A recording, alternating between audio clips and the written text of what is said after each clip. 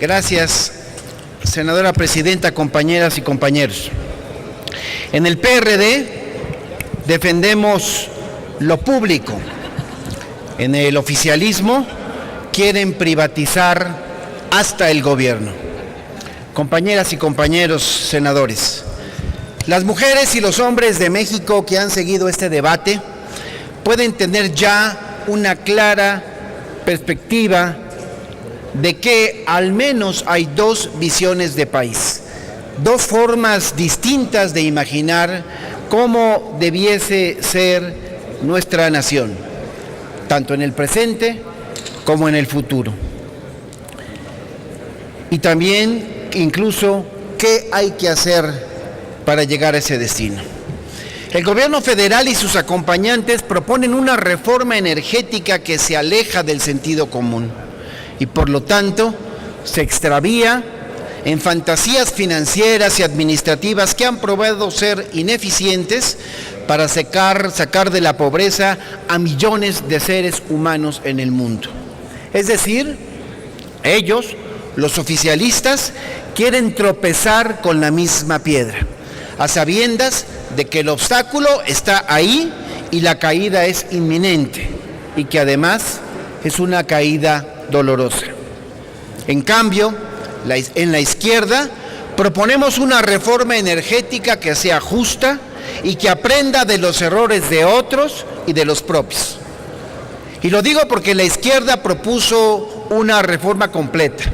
El país debe saberlo y recordarlo. En nuestra propuesta, a la que por cierto el PRI y el oficialismo dejaron a un lado, se fortalece a Pemex y a la Comisión Federal de Electricidad. Se fortalece a México y no solo a las empresas extranjeras. En la izquierda, hay que decirlo también, fomentamos las empresas, pero creemos sobre todo en el fortalecimiento del Estado. Lo más importante para nosotros es el interés general. Trabajamos por instituciones petroleras públicas, por hospitales públicos, escuelas públicas, universidades públicas, transporte público. Así, el gobierno y la gente pueden tener injerencia en su funcionamiento, por ejemplo, en el costo de las colegiaturas o en el precio de los servicios médicos. Es decir, compañeras y compañeros, en la izquierda de México todos los días nos ocupamos en lo público para que eso público pueda ser más eficiente, lo mejor posible, y podamos seguir beneficiando a la mayoría de las mujeres y de los hombres del país. Por eso hoy, ciudadanos de México, ellos, los oficialistas, proponen privatizar Pemex y CFE justo igual como en otros ámbitos han ido privatizándolo todo en perjuicio de la mayoría. Por eso, mexicanas y mexicanos, vengo a decir también en esta tribuna que los que promueven estas reformas nos dicen constantemente que la aprobación de los 4 proyectos de dictámenes obedece, dicen, a una lógica de integralidad. Y en este punto habría que reconocer, en honor a la verdad, que lo que persiguen más bien es una lógica de claro empoderamiento de ciertos actores, donde algunos ganarán más que otros, donde personajes e instituciones con poder tendrán ahora más poder. Miren, la reforma constitucional marcó la pauta y las leyes secundarias clarifican y precisan lo que ya se venía venir. La transformación de la Secretaría de Hacienda y Crédito Público en la Autoridad Suprema del Sector Energético. La Ley de Petróleos Mexicanos y la Ley de la Comisión Federal de Electricidad son una muestra más de esto. Con estas leyes, la Secretaría de Hacienda mantendrá el control sobre las empresas productivas del Estado. El control será menos visible, pero igualmente efectivo. Hacienda, por ejemplo, determinará las obligaciones del balance financiero y el techo de los servicios personales que deberán cumplir dichas empresas, y de igual modo podrá ordenarles que pospongan sus operaciones de financiamiento cuando considere que éstas incrementan el costo financiero o que reducen las fuentes de financiamiento del sector público. La Secretaría también determinará el dividendo estatal que tendrán que pagar cada año. Y por si fuera poco, el secretario de Hacienda tendrá voz y voto en sus consejos de administración, pero no como una opción del presidente de la República, sino por mandato de ley.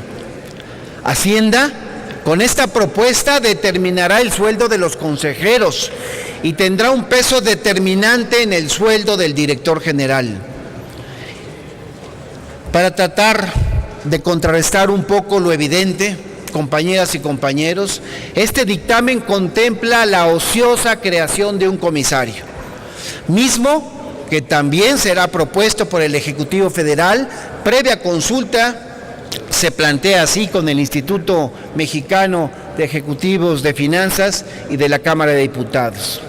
Y digo ociosa porque lo único que se le estaría restando a la Secretaría de Hacienda es la facultad de designar a un auditor externo, nada más. Sin embargo, Hacienda continuará autorizando la creación de filiales y evaluará el desempeño de los consejos de administración y de sus comités, y tendrá también representantes en los consejos de administración de las empresas productivas subsidiarias y en las empresas filiales de participación directa. Cuando éstas operen bajo el mando de un director general, Hacienda otra vez tendrá derecho a exigir la entrega de toda la información contable, financiera y operativa. Y ahí no para. Hacienda también intervendrá en la política de recursos humanos y de remuneraciones, porque el secretario de Hacienda, por ministerio de ley, será miembro de los comités que se encargarán de esas cuestiones. De manera específica en el sector eléctrico, y tal vez la más peligrosa de todas sus nuevas potestades, Hacienda determinará los retornos objetivos y las metodologías para evaluar la rentabilidad y los retornos de capital de las empresas productivas del Estado. La aplicación de esas metas y las metodologías será obligatoria, como se desprende del dictamen, e independientemente de la regulación tarifaria de la Comisión Reguladora de Energía. De ahí, compañeras y compañeros, insisto, que Hacienda, y esto lo quiero subrayar, podrá quebrar cuando quiera a los sectores, a las empresas públicas de este sector. Por eso sostengo, compañeras y compañeros, que con estas leyes se confirma el debilitamiento de Pemex y de CFE, apuntalando claramente hacia su desmantelamiento. La ley, en teoría, y esta es una de las grandes incongruencias de la iniciativa del gobierno federal, le permite a Pemex, por una parte, organizarse a su conveniencia. Sin embargo, un transitorio de la misma obligaría a Pemex a fusionar sus organismos y a crear empresas productivas subsidiarias. Y señalo esto porque el PRD siempre ha mantenido y plasmado esto está en nuestra propuesta de reforma energética, que después de más de 20 años de funcionar con un corporativo y 4 subsidiarias, Pemex debe reintegrarse en un solo organismo. Incluso, también lo quiero traer a colación, existe un acuerdo del Consejo de Administración en ese sentido. La Secretaría de Hacienda, compañeras y compañeros, es el único ente gubernamental que se opone a la reintegración de Pemex. Y sin duda que su reticencia se basa en preocupaciones recaudatorias infundadas, puesto que independientemente de su organización, Pemex seguiría pagando derechos en función del valor de su producción. De hecho, y esto hay que recalcarlo, nuestra paraestatal es la única gran petrolera que no se encuentra plenamente integrada. Otro asunto que me preocupa, y con lo que quiero concluir esta intervención, que me preocupa muy seriamente, es en materia de gobierno corporativo, una de las mayores debilidades del proceso de fortalecimiento de Pemex. La ley dispone que las Secretarías de Energía y de Hacienda podrán contar con consejeros designados en las mismas, en los consejos de administración de las empresas subsidiarias y en las filiales. Además, si las subsidiarias o las filiales llegaran a contar con un administrador único, concluyo, senadora presidenta, este deberá entregar a las secretarías referidas toda la información contable, financiera y operativa y demás que le soliciten y estimen necesarias supuestamente para el desarrollo de sus funciones. Lo anterior significa que las Secretarías de Hacienda y Energía seguirán controlando las decisiones en Pemex. Por lo tanto, y con esto concluyo, hay un claro retroceso en materia de transparencia, pues desaparece también el voto razonado y los consejeros no opinarán ni intervendrán decisivamente en los contratos, sea cual sea su monto, y además el Consejo de Administración podrá clasificar ciertas decisiones como confidenciales sin más restricción que su propio juicio. Es decir, no se trata solo de reservar documentos o deliberaciones, sino de decisiones mismas del Consejo. Esto y muchos otros temas más son los que nos obligan una vez más a insistir que no estamos de acuerdo en las propuestas que presentan las Comisiones Unidas y por lo tanto hemos presentado, senadora presidenta, compañeras y compañeros, un voto en particular en rechazo a este dictamen. Gracias. Gracias, senador.